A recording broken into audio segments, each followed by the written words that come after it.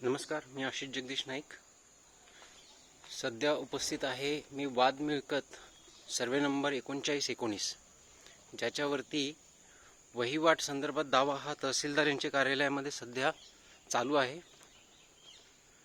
तसेच महानगरपालिका यांनी देखील ह्या जागेवरती माझ्या मिळकतीवरती अन्याय करून कुठलीही सुविधा न देता जो कर लावला त्याच्या विरोधात लेखी तक्रार देऊन देखील पुन्हा जप्तीच्या नोटिसा पाठवून आमचा छळ जो मांडलेला आहे त्यासाठी हे गाऱ्हाणे मांडण्यासाठी मी ऑलरेडी सगळे पुरावे हे तहसीलदार यांच्या कार्यालयात स्वतः जमा केलेले आहेत. हा पक्ष माझा मी स्वतः मांडताना आणि त्या संदर्भात हा व्हिडिओ हा एक मूळ आधार असणार आहे. आज तारीख आहे 29 ऑक्टोबर 2023, वेळ आहे संध्याकाळचे 6 वाजता. यापुढे जे गाऱ्हाणे मी मांडणार आहे महानगरपालिका तसेच तहसीलदार दंडाधिकारी यांच्या कार्यालयामध्ये किंवा SDO कोर्ट किंवा सिव्हिल कोर्ट किंवा हायकोर्ट, त्यासाठी हा video under Indian digital evidences act एक मूळ पुरावा मूळ आधार म्हणून घेतला जावा. हे आहोत मी जे 3 ऑक्टोबरला जे सबमिशन केलेलं आहे त्यामध्ये जो नकाशा दिलेला आहे तेथे मूळ जेथे आमची वहिवाट आढळून मार्च 2021ला तहसीलदारांचे स्पष्ट निर्देश असून की जोपर्यंत हा दावा संपुष्टात येत नाही तोपर्यंत बांधकाम करायचे नाही. त्यांनी त्या कायद्याचा अवमान करून ही भिंत बांधलेली आहे. त्याचे पुरावे देखील देऊन कोणतीही कार्यवाही केली जात नाही आहे. हा आहे 3919चा सर्वे नंबर. आणि स्पष्ट करू इच्छितो की मी ज्याप्रमाणे माझ्या वारंवार जो पक्ष लिखित स्वरूपात मांडलेला आहे कोर्टासमोर, तेव्हा मी नमूद केलेले आहे की 3919चे ज्या काही हद्दी दिलेल्या आहेत त्यांच्या बाहेर ही एक माझी परंपरागत वहिवाट सोडता जी चिरभोगाद्वारे प्राप्त केलेली वंशानुवंश परंपरागत स्वरूपात जी चालत आलेली वहिवाट आहे ती सोडून कोणत्याही बाजूने माझा कोणताही अधिकार नाही. त्यामुळे ही वहिवाट बंद असताना खरे तर आपण आम्हाला आमच्या संपत्तीपासून आमच्या वहिवाटीपासून आमच्या प्रॉपर्टीपासून बेदखल केलेले आहे. आता ही जी दिशा आहे ही पूर्व दिशा आहे जी मी नमूद केलेली आहे. ही संपूर्ण शेती या वहिवाटीच्या प्रकरणामुळे बंद आहे. जे नकाशे आपल्या कोर्टामध्ये जमा आहेत त्यानुसार जी विहीर दाखवण्यात आलेली आहे, मंडलाधिकारी यांचा जो पंचनामा आहे त्या पंचनाम्यामध्ये ही विहीर स्पष्टपणे दाखवण्यात आलेली आहे. ह्या पूर्व दिशेला कोणत्याही प्रकारचा रस्ता पर्यायी रस्ता हा उपलब्ध नाही आहे. इथे हे पूर्ण पाणी जमलेले आहे.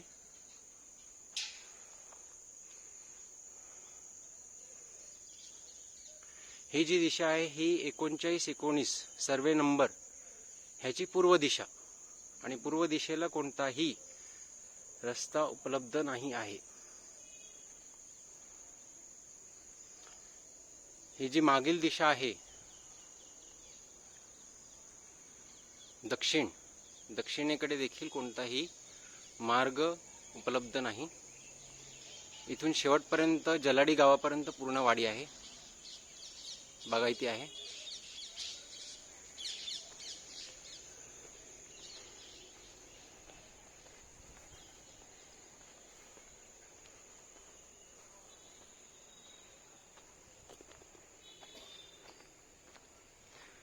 मंडलाधिकाऱ्यांनी त्यांच्या पंचनाम्याच्या सोबत जी काही चित्रे दिलेली आहेत त्या चित्रामध्ये स्पष्टपणे दिसून येते की ही भिंत नव्हती. मी जे व्हिडिओ दिलेले आहेत त्यामध्ये स्पष्ट दिसून येते की चालत जाण्या येण्यासाठी हा रस्ता होता, वापरत होतो. परंतु आणि 20 मे 2023 रोजी कायद्याचे सरसंकट उल्लंघन करत ही भिंत बांधलेली आहे ज्यावरती अजूनही कारवाई केलेली नाही.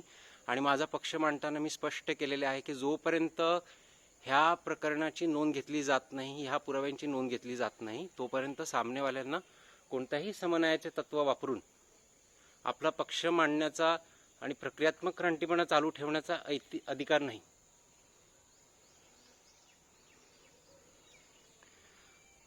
मंडलाधिकारी यांच्या पंचनामे दाखवल्याप्रमाणे हा आहे गोठा.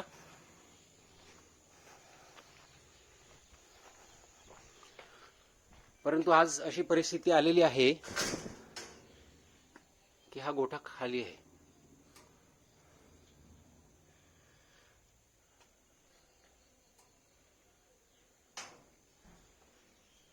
कारण आमच्या गायी आणण्यासाठी जी वहिवाट आम्हाला चालू करून मिळण्यासाठी जो अर्ज केलेला आहे, जो 12 ऑक्टोबर 2022 रोजी मान्य करण्यात आला गुणवत्तेच्या आधारे, तलाठी यांचा पंचनामा, तहसीलदार यांची स्थळ पाहणी, मंडळ अधिकारी यांचा पंचनामा, ह्या सर्वांना ध्यानी ठेवून त्याच्यावरती पुन्हा एकदा प्रक्रियात्मक रानटीपणाचा वापर करून सामनेवाल्यांनी तसेच कोर्टाने आम्हाला आमच्या अधिकारांपासून वंचित ठेवलेले आहे. आणि आजपर्यंत लेखी स्वरूपात विनंती करून की ही परिस्थिती असताना आम्हाला पर्यायी वाट सुचवा,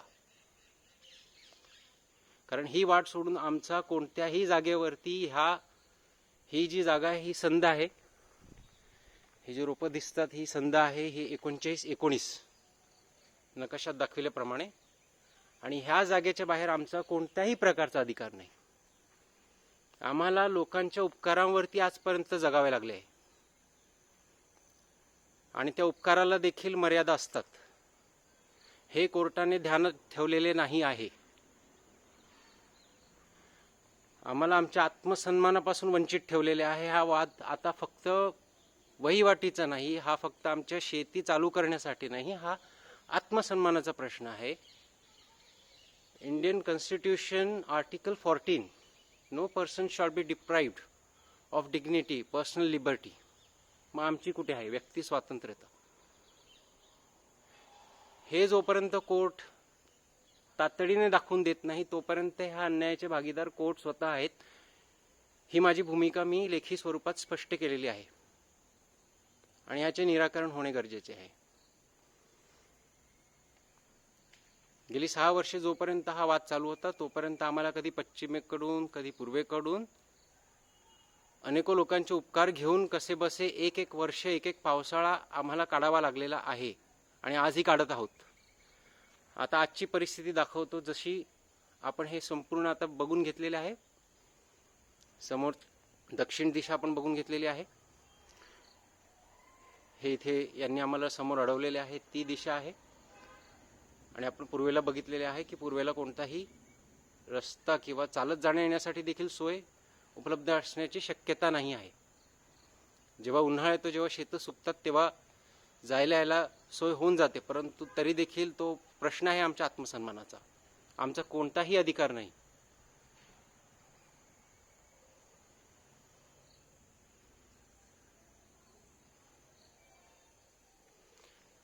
आता ह्या बाजूला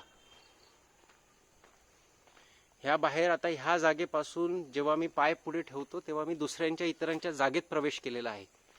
माझा कोणताही अधिकार नाही इथे.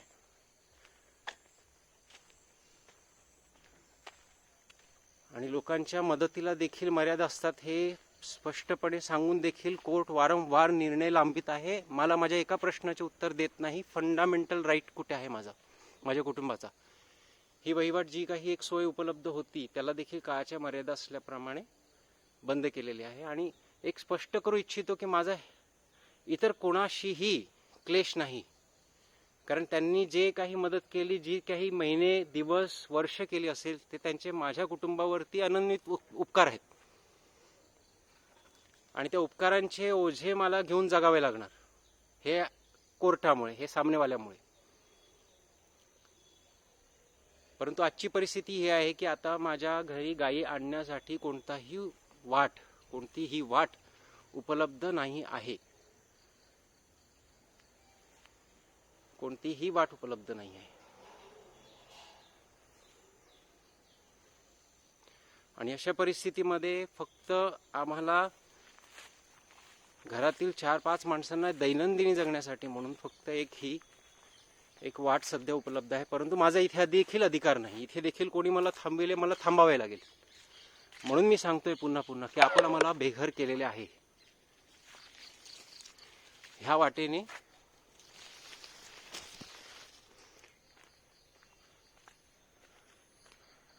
आम्ही फक्त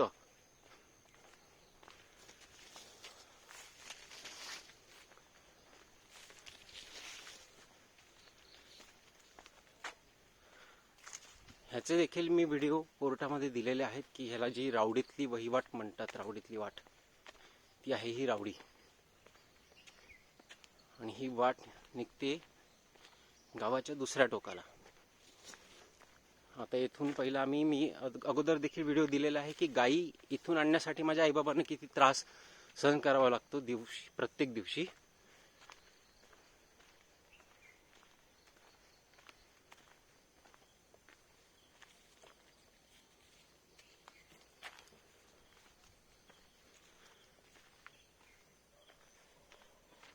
आणि ह्या वाटेने पावसाळ्यात येणे देखील शक्य होत नाही.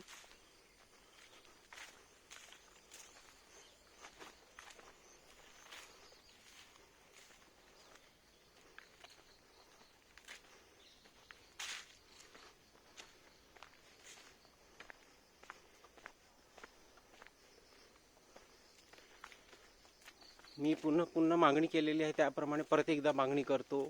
महानगरपालिका आयुक्त आपण आणि तहसीलदार आपण प्रत्यक्ष स्थळ पाहणी करावी. तत्काळ स्वरूपात हा अन्याय थांबावा.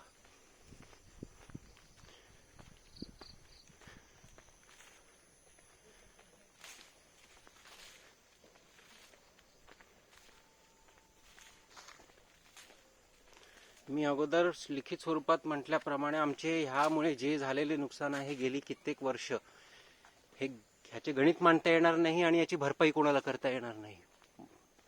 म्हणून प्रार्थना एकच आहे की हा अन्याय तत्काळ थांबावा.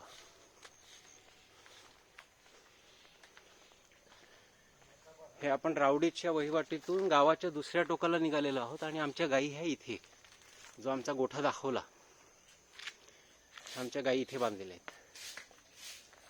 ही देखील इतरांची मदत घेऊन हा अन्याय थांबविणे गरजेचे आहे. या गायी माझ्या घरी परत येणे गरजेचे आहे.